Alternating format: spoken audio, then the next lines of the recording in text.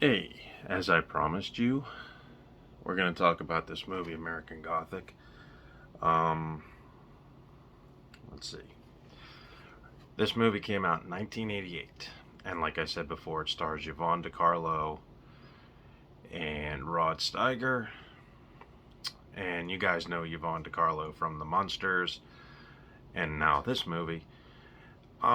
There is a lot to talk about. This is probably a sleeper horror hit from the 80s. So I'll just run down the cast real quick.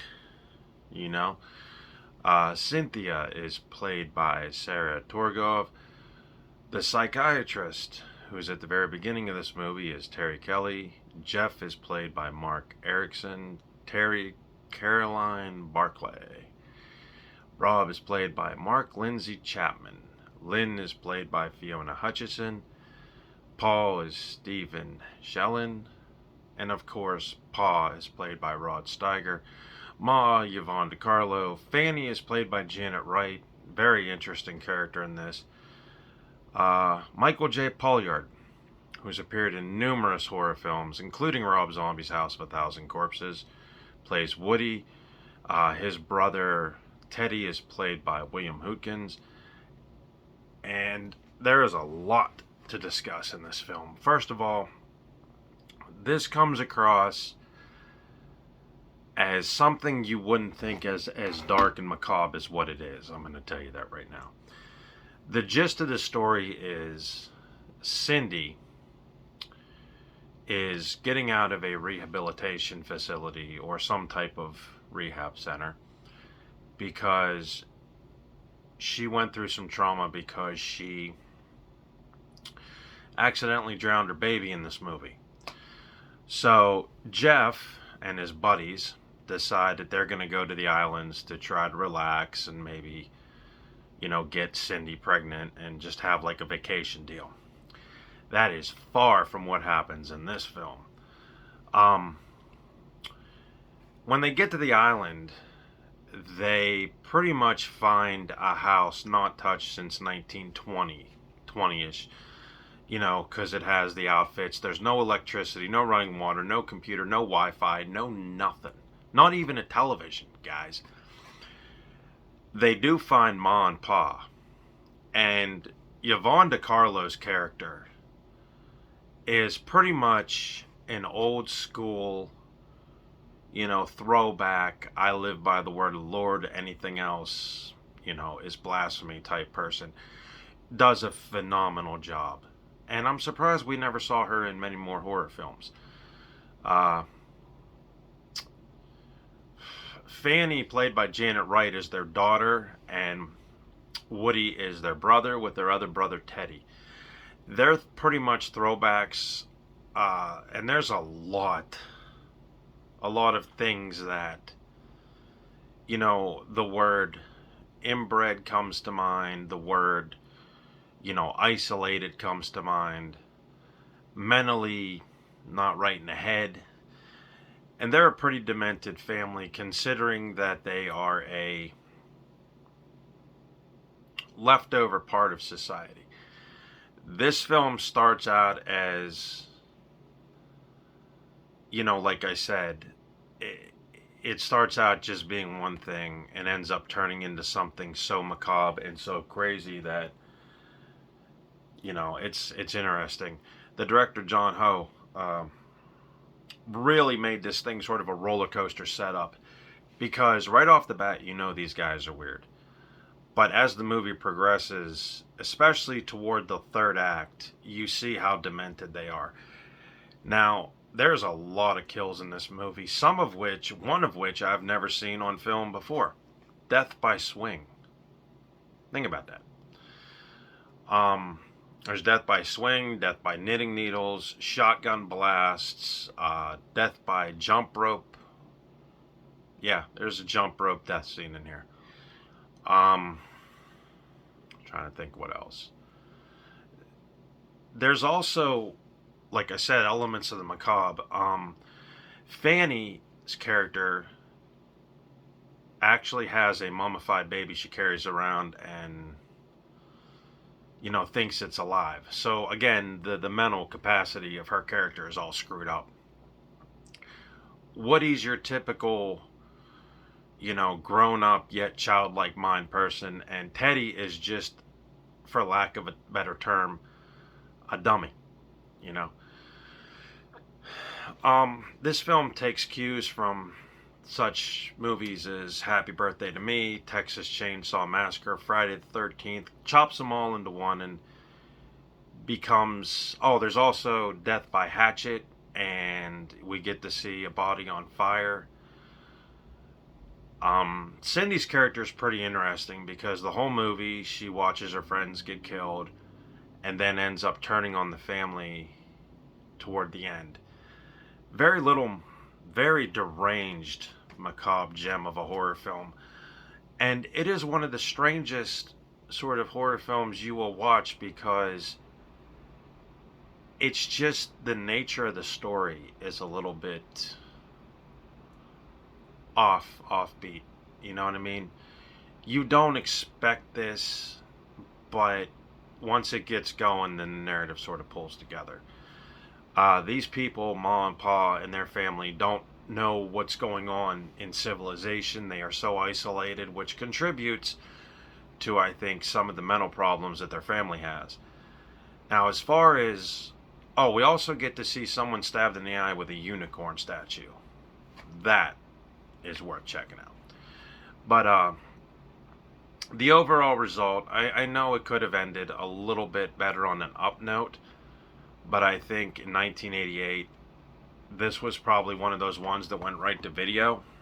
I don't know if it had a theatrical release, but if it did, probably didn't do so well because in the 80s was dominated by Freddy Krueger, Michael Myers, and of course Jason Voorhees. I think some of these independent slashers went deep under the radar, but there is a really, really macabre sort of atmosphere when you watch this because toward the third act, you see that the people that landed on this island were not the only people that were on the island. They are, in fact, dead and being kept in a playroom, as well as, like I said, the mummified baby. So the necrophilia part of it is what makes the story disturbing. And what even makes it more glossed over disturbing is the fact that these characters, Ma and Pa, are so behind the times that it's scary because there were people like that, you know. But it's really a really strange horror film. But the thing is, it's very well done. The murders are not excessive. They are not blood-soaked, gore-filled just for the sake of gore. They are put there because these people believe that they're doing that Ma and Pa and their family are actually punishing the wicked. The one, like I said, the one murder or the one kill that I've never seen is Death by Swing Set. That's an interesting scene, and I'm surprised that filmmakers don't copy that. I'm sure somebody down the line will probably do it, but it's never been done, at least in my knowledge, since 1988. Very creepy, very little underrated horror gem, and like I said, Yvonne DiCarlo, her performance as Ma is just amazingly depraved and very believable, as well as Rod Steiger. And Rod Steiger is another famous actor, I should point out, and this is done at the end of the career. Toward the end of the film, he gives probably a very, very good dramatic performance in a horror film before his demise, and it's well worth checking out. So, I have seen a lot of horror movies to cap this off, and American Gothic is probably a very strange yet very entertaining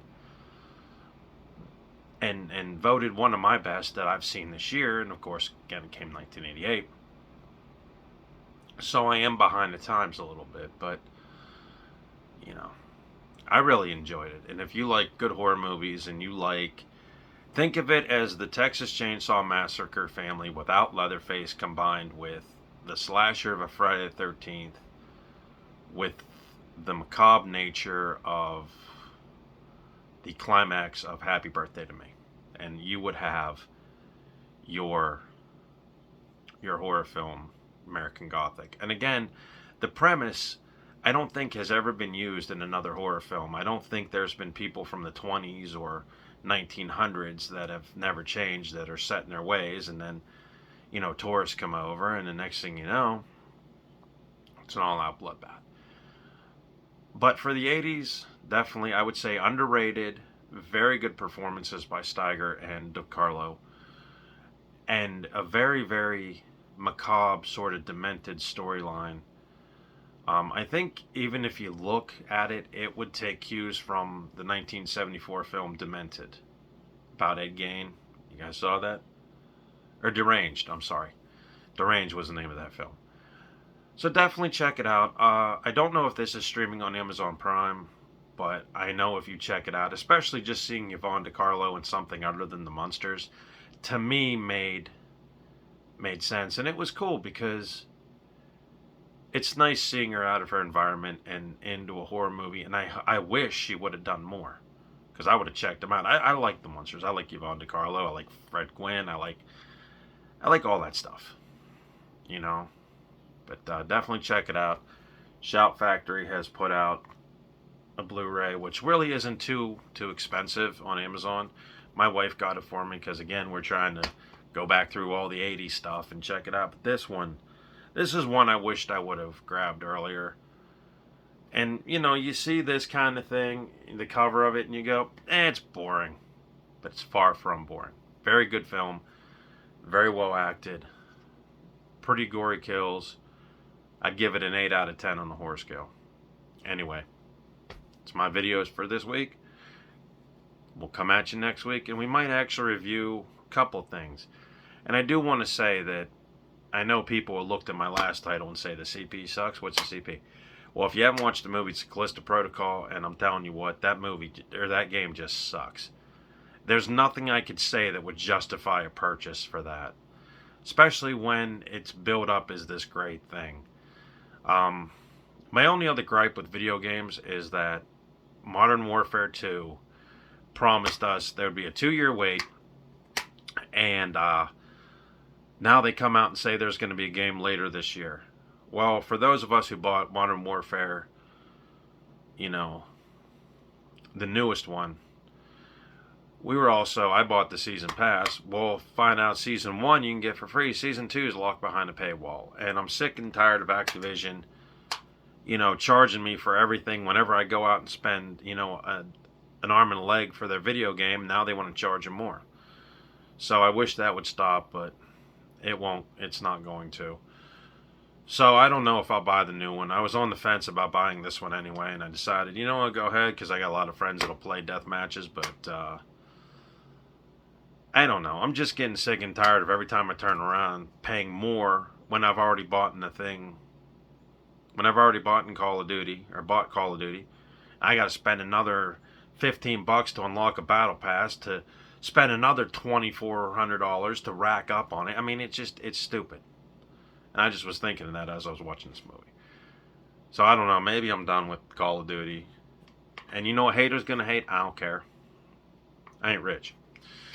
So I might actually play games like Wanted Dead or, Shadow Warrior 3 or something stupid where I don't have to shell out a ton of money.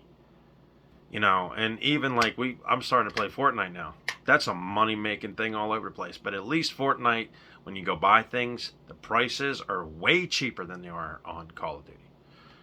That's my video game rant. But I hope you do check out American Gothic. It's a very cool film. I was very surprised. And there's nothing I can really complain about in this film. So, for this weekend, peace. Hope you guys have a good one. Stay out of trouble. And I think there's a NASCAR race on, so you guys can check that out today. I think it's 2:30. Fox. There's something on today. Race or a pirate game, I don't remember. But, catch you later.